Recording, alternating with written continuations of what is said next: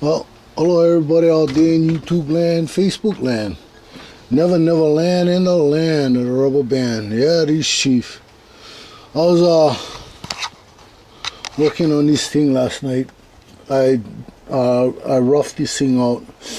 I think I pretty much got them where I want it to be. Let me put you guys down for a little bit.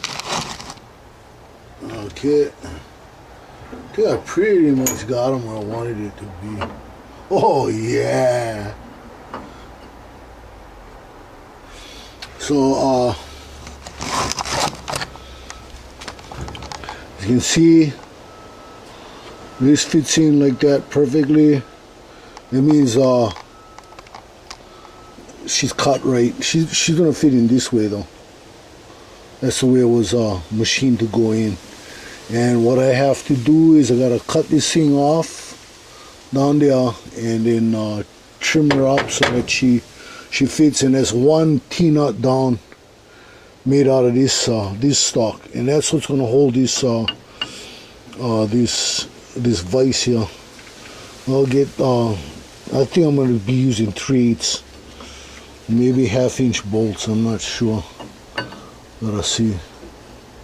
3/8. No, 1/2-inch would be way too big.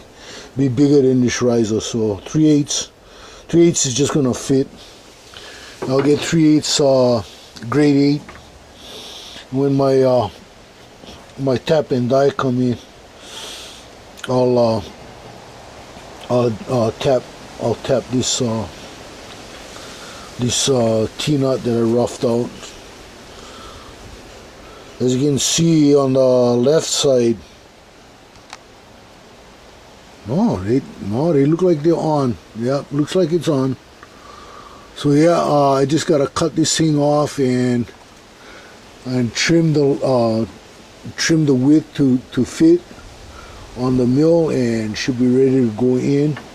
And I'll have 2 of these, and then I can use this stock later for making more tool holding.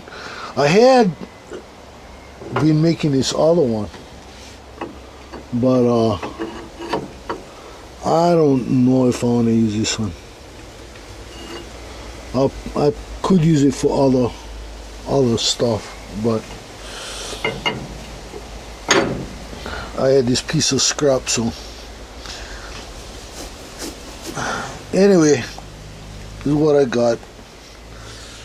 Been like I said, I've been messing around with tool making, and it's been pretty interesting doing this thing with this homemade mill. So with that, I'll let you guys go. There you go, roughed out T-nut. I gotta make one more. Till next time, this Chief. Aloha. Wide.